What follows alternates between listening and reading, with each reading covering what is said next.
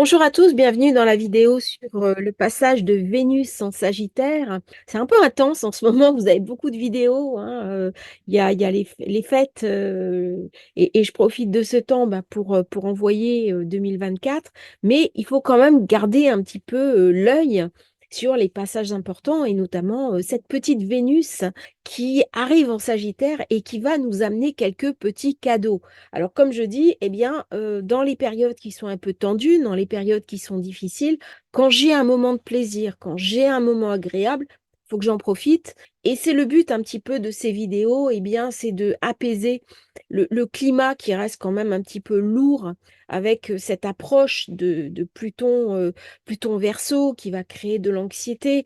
On se demande un petit peu la conjonction Jupiter-Uranus, à quelle sauce on va être mangé.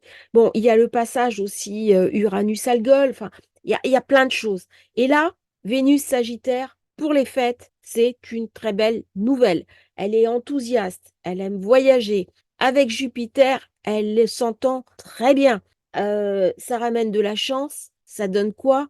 Envie de faire des rencontres. Et je pense que durant les fêtes de fin d'année, il y a possibilité vraiment de tomber amoureux et de faire de belles rencontres. On a un très bel aspect. Là, on est sur la carte de l'Ingre, donc du passage de Vénus, hein, Vénus Sagittaire, au moment exact du passage. Donc, c'était le 29. Et cette carte, elle va être active pendant un peu toute la période, en fait, de ce passage.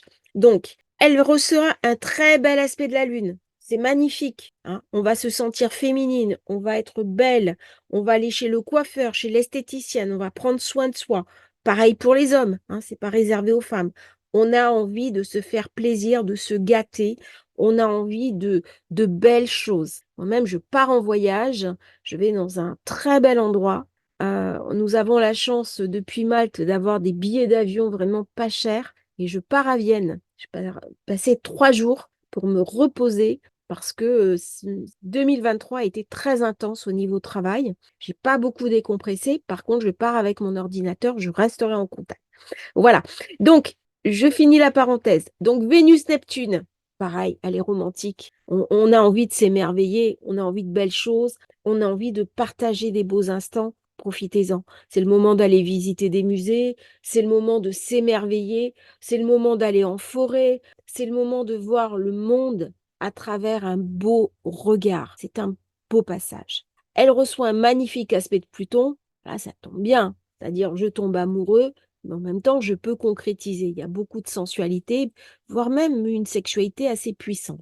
Un soleil qui est magnifique, quinconce à la lune, j'adore. Dès que c'est un quinconce, c'est un aspect évolutif. Même si la lune est en maison 12, il y a vraiment quelque chose qui se passe de l'ordre du solaire. C'est une année pour profiter du 31, pour profiter de ce passage de Vénus qui vient nous raconter que en période où c'est tendu, en période de conflit, en période d'instabilité, eh bien, l'amour reste un refuge. L'amour de l'autre, l'amour de la rencontre, notre capacité à aimer, c'est un petit peu un contrepoids à toutes les tensions que nous vivons à l'extérieur. Et le couple, ou l'idée du couple, l'idée de la relation dans le Sagittaire, elle revient se vivifier. Autant la Vénus en Scorpion, elle se questionne, elle s'interroge, elle est jalouse des fois, elle peut se faire du mal. Autant en Sagittaire, elle est idéaliste. Ça peut être une Vénus qui a un grand besoin de liberté, c'est-à-dire elle va revisiter le couple. C'est souvent des couples ouverts, c'est des couples qui sont basés sur le partenariat, sur la confiance. C'est des Vénus qui sont, entre guillemets, sapio, c'est-à-dire elles ont besoin d'une connivence intellectuelle avec l'autre. Si j'ai pas cette connivence, il y a quelque chose qui ne matche pas. C'est une Vénus qui est passionnée, qui est interrogative. Elle va sans arrêt questionner la relation au sens de Jupiter. Elle est sociale, sociable. Elle va faire de la relation affective une manière de se dépasser elle-même. C'est-à-dire, ça va lui donner de la force, ça va lui donner de la puissance, ça va lui donner l'occasion de grandir et d'accéder à la plus belle paire d'elle-même. Alors ça, c'est dans le thème de naissance. Je suis un peu fatiguée. Excusez-moi, j'ai un petit peu bafouillé. Vu toutes les vidéos que j'ai faites aujourd'hui, il y a un peu de quoi. Donc, beaucoup de passion. On est en signe de feu. C'est une grande amour. Euh, dans l'idée, c'est une Amazone. Alors, en thème natal, c'est une Vénus très fougueuse. elle est dans la passion, elle est dans quelque chose qui peut être des fois un peu théâtral, hein, c'est un peu too much, mais c'est l'amour qu'on va mettre sur le devant de la scène. Il y a quelque chose de très littéraire, de très qui peut être considéré comme hautain, mais elle a une très haute idée de l'amour. C'est jupitérien et en même temps, elle est tout sauf intellectualisée. C'est pas Mercure, hein. Elle est vraiment Jupiter. C'était un grand amoureux. Dans l'Olympe, il trompait en permanence son épouse. Il était toujours en train de courir après l'une, après l'autre. Bon, il avait un côté un peu abuseur aussi. La Vénus, eh bien, elle se colore des fois, elle peut un peu franchir les lignes. Des fois, elle peut avoir tendance à un peu profiter de la situation, un peu abuser des autres. Donc, il y a un côté chez Vénus Sagittaire qui peut être légèrement manipulateur. Soyons honnêtes. Mais il y a quelque chose qu'on va lui pardonner. Parce que de toute façon, elle le fait tellement de bon cœur. C'est pas du tout de la perversion narcissique. C'est que elle ne voit pas le mal. Elle a envie de s'ouvrir à toutes les expériences possibles. Elle a envie de découvrir. Elle a une soif de plaisir, de rencontre, d'amour, de voyage. Donc c'est une Vénus qui va tomber amoureuse de l'étranger, des autres cultures, de l'étrange étranger. Donc c'est des amours avec des personnes de cultures différentes de la nôtre. Et là, par contre, dans cet ingre, j'ai un carré à 7. Saturne, il vient dire, oh, stop, stop, attention, ne fais pas n'importe. Et ça, c'est intéressant. C'est intéressant parce qu'il vient limiter un petit peu ce côté too much de Vénus. Donc, quand elle rentre dans le Sagittaire, là, j'ai un avertissement. Parce que Jupiter, il enfle. C'est un donjon. Et Vénus, même du côté féminin, sous certains aspects, peut avoir aussi ce côté donjon. Là, Saturne vient lui dire attention. L'amour, c'est quelque chose de sérieux, c'est quelque chose d'important. Et dans le contexte actuel, l'idée même de l'amour, eh bien, ça vient me raconter quelque chose d'essentiel à ce que je suis. Alors, c'est une très belle configuration de passage. Nous avons demain le 31. Il se présente sous des très bonnes auspices. Vénus, elle gouverne la maison 3. C'est tous les échanges de courriers, les courriels, les joyeuses fêtes, les vœux. Tout ça, c'est parfaitement signé par cette maison 3 qui va nous permettre, dans ce temps de fin d'année, de renouveau d'un cycle, de trouver quelque chose d'un partage. Et ensuite, elle est en maison 10, c'est-à-dire elle m'élève. Et là, je suis dans une beauté qui transcende. La beauté, elle raconte le divin. C'est pour ça qu'avant, les artistes étaient dédiés, par exemple, aux œuvres et aux œuvres religieuses. Sans les mécènes, sans la religion, il n'y aurait pas eu des artistes, Michel-Ange, Léonard de Vinci, le Caravage, parce qu'il fallait des mécènes et que le beau monte alors que le laid fait descendre dans la mer, fait descendre dans la structure, dans la densité.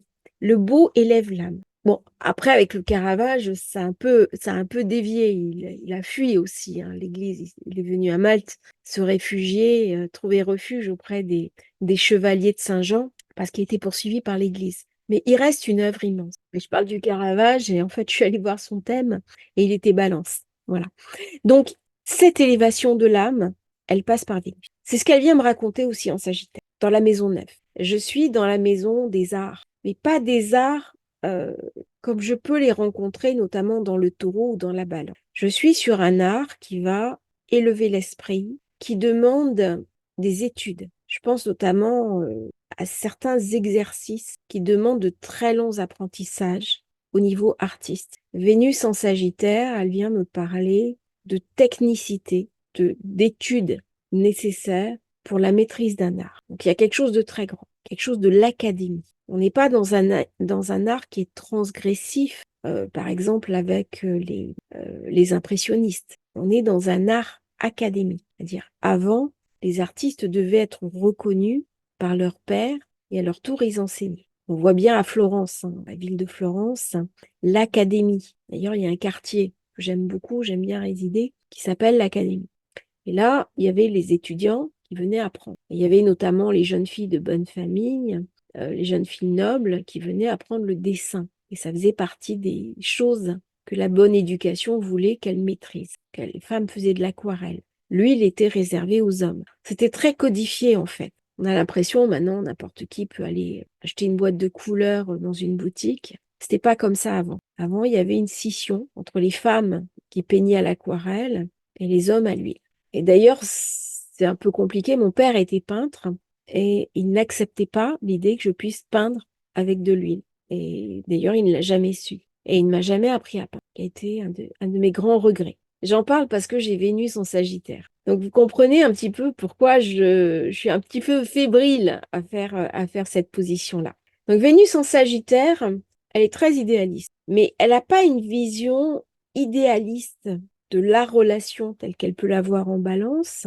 Elle a une vision idéaliste de la place de l'autre et de la place d'elle-même dans la relation. C'est-à-dire qu'il y a une volonté de dépasser une forme de médiocrité. Vénus en Sagittaire, elle a une idée du couple qui est très jupitérienne. C'est très inscrite dans le social. Elle peut avoir envie de se marier et d'avoir une légalisation, une légalité. Jupiter, c'est la loi, hein. Mais dans cette légalité, elle va s'astreindre au meilleur d'elle-même. C'est-à-dire, elle ne va jamais tomber dans une forme de médiocrité, de mesquinerie au quotidien. Elle a toujours besoin d'une forme d'idéal, d'idéalisation. C'est pour ça que je disais c'est une sapio. Les sapios, ce sont des personnes qui ont besoin d'aimer un intellect. S'il n'y a pas l'intellect, je ne peux pas éprouver du désir. C'est un désir qui en même temps est instinctif, parce que le Sagittaire, il a un côté corporel. Le Sagittaire, il est coupé en deux. Il y a quelque chose de très charnel chez Vénus Sagittaire, mais d'un autre côté, il y a quelque chose de complètement intellectualisé, complètement sapio. C'est-à-dire qu'elle a besoin de cet intellectualisme, de cette connivence intellectuelle pour sceller une relation. Elle peut très bien avoir des aventures sans lendemain, mais par contre, si elle s'engage, eh bien, elle va s'engager sur un mode jupitérien. Jupiter, il a deux facettes. C'est le séducteur, c'est le conquérant, c'est celui qui est sans foi ni loi, qui voit quelque chose et il va s'en saisir. Vénus en Sagittaire n'est pas forcément comme ça. Elle peut l'être, mais ce n'est pas obligatoire. Parce qu'il y a deux volets, Sagittaire. Il y a le volet instinctif, le côté très charnel, presque animal. Ou alors il y a un côté très cérébral. Et là, je peux avoir un amour qui est uniquement vécu sur le mode cérébral. C'est-à-dire que si je n'ai pas cette connivence intellectuelle, si je n'ai pas cette cérébralité, je ne vais pas éprouver du désir. Et ça peut même aller au-delà. C'est-à-dire je peux me contenter d'un amour totalement cérébral, voire cérébraliste. Vénus Sagittaire, elle amène dans cette période de nombreuses possibilités de rencontres. Ça, c'est à titre personnel, elle ouvre la porte. Pendant tout le temps où elle va être là, on peut rencontrer d'autres personnes, hein. On peut rencontrer le couple, on peut rencontrer l'idéal. Est-ce qu'on peut rencontrer le prince charmant? Alors, il y a une personne, il y a quelques jours, qui est venue me voir, il m'a dit, je rêve du prince charmant. Bon, bah, avec Vénus en Sagittaire, hein, il y a quelque chose de... Alors, c'est pas une illusion avec Neptune, hein, c'est pas ça. Mais avec cet aspect Vénus-Neptune, et dans ce passage en Sagittaire, il y a quelque chose de la personne que je vais aimer, que je vais rencontrer, qui est mon héros. Là, on est dans les grands archétypes. Ça ne veut pas dire que le quotidien n'est pas possible, mais c'est quelque part l'autre qui est mis un petit peu sur un piédestal. Alors, ça peut ouvrir la porte à des phénomènes d'emprise, mais c'est à relativiser. Parce que de toute façon, elle est capable de faire le tri. C'est un signe de feu, hein. Elle est jupitérienne. Et donc, elle va pas se faire avoir par des beaux parleurs. C'est pas une Vénus qui va tomber facilement sous emprise d'un pervers narcissique. Par contre, elle est peut-être plus à l'aise chez les hommes que chez les femmes. Chez les femmes, elle va amener beaucoup de masculinité. Elle va amener un rapport à l'amour très masculin, très yang, très fougueux. Et donc, ça va faire des femmes un petit peu amazones. Ça peut faire des femmes un peu fatales. Ça peut faire des femmes qui font un peu peur aux hommes, parce qu'elles savent ce qu'elles veulent. Donc, alors qu'on présente la femme plutôt comme douce, comme féminine et tout, là, il y a quelque chose d'indomptable. Là, elle est décidée, elle est entière, et puis elle domine son sujet. Voilà. Alors, Vénus, au niveau global, ça va poser la question, en maison 9, des instances internationales. Parce qu'en ce moment, on les entend pas beaucoup. Et quand on les entend, on les entend pas forcément pour des bonnes choses. Donc, elle va remettre les choses un peu à leur place, dire aux instances internationales, maintenant, Il est temps de parler pour dire des choses un peu sensées. Nous avons quand même des situations calamiteuses dans le monde. Est-ce qu'on continue comme ça? Est-ce qu'on va jusqu'au bout? C'est une possibilité, hein. J'ai Mercure, Mars, carré Neptune. Là, je pense qu'on est toujours dans quelque chose de très belliqueux. On est toujours, bon, en mer, ça s'est envenimé. Je l'avais dit, hein, d'ailleurs. Je sais plus dans quelle nouvelle lune. Je crois que c'est nouvelle lune où j'avais parlé de combat en mer. Et ben, c'est ce qui se passe avec les Houthis. Et là, il y a une coalition qui est en train de se monter. Et en plus, c'est en maison 8. Donc, il y a quelque chose d'un peu dramatique qui arrive. Quand la 8 tombe en 12, là, je vais revisiter mon inconscient. C'est malheureusement les monstres de l'inconscient qui se déversent. Alors, j'écoutais une vidéo tout à l'heure d'Idriss Aberkane où il parlait des denteliers de la paix. C'est-à-dire que pour faire la guerre, c'est relativement facile, hein. C'est Mars, c'est brut. C'est brut de décoffrage. Et par contre, la paix, c'est de la dentelle. Difficile de faire la paix. C'est difficile d'activer les énergies de la paix. C'est de l'artistique. Et avant, la France était très bonne, hein, en diplomatie. Nous avions un corps diplomatique connu, reconnu, institutionnalisé, que le monde entier nous enviait. Bon, il y a eu des décisions politiques de changer tout ça, avec toutes les conséquences que nous connaissons, notamment la perte de l'influence française en Afrique. Et en ce moment, nous sommes en train de vivre la perte d'influence au Moyen-Orient. Bon, est en train de se retisser parce que de toute façon, la voix de la France compte, en particulier au Liban. Mais il y a quelque chose là de cette Vénus qui vient me raconter de trouver des accords. C'est-à-dire où je trouve des moments où Vénus qui domine le nœud sud peut me parler de revivifier les accords du passé et de mettre en place sur cette base-là une nouvelle stratégie. Ou alors je reste dans le nœud nord en bélier avec Mars qui est très puissant toujours, qui caracole devant, qui va arriver sur le centre galactique et qui va être à pleine puissance. Bon, il est à 25, il est bientôt sur le centre galactique. Donc là, il va reprendre encore énormément de puissance. En plus, il est hors limite. Donc là, il est complètement incontrôlable. Et si on n'arrive pas à trouver un accord, ben, les prochaines étapes vont être quand même complexes. Et c'est ça que Vénus vient un petit peu raconter au niveau collectif. Il est temps maintenant de revenir à un peu plus de mesure. Est-ce que dans ce passage de Vénus en Sagittaire, Jupiter qui est sous l'égide de Vénus va arriver à contrôler Mars? C'est une possibilité. Mais avec Mars hors limite, et Mars qui passe sur le centre galactique, j'ai envie de modérer mon enthousiasme. Ça serait pas le cas, Mars, on aurait l'inverse. Vénus sur centre galactique et Mars au tout début du Sagittaire, je dirais il y a possible. Mais là, je crains que les mois qui viennent soient encore lourds de conséquences. Alors, il est possible qu'on trouve une trêve pendant quelques jours, pendant quelques semaines,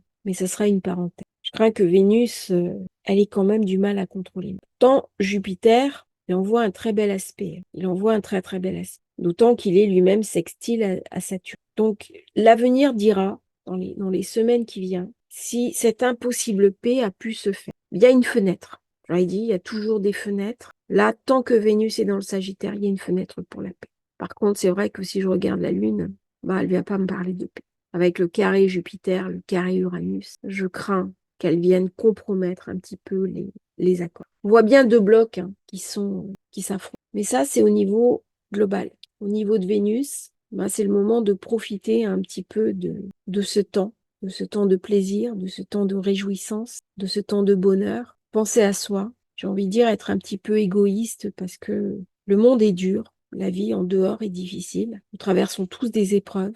On vit tous des tensions assez fortes. On a des contrariétés, parfois sont profondes. Et c'est important comme ça de cueillir ces petits passages de joie qui viennent nous renforcer notre enthousiasme et nous raconter que nous sommes vivants. Voilà, je vous souhaite une merveilleuse bonne année, un très bon passage de Vénus en Sagittaire. Et puis, à bientôt pour une nouvelle vidéo sur Astrologie Facile.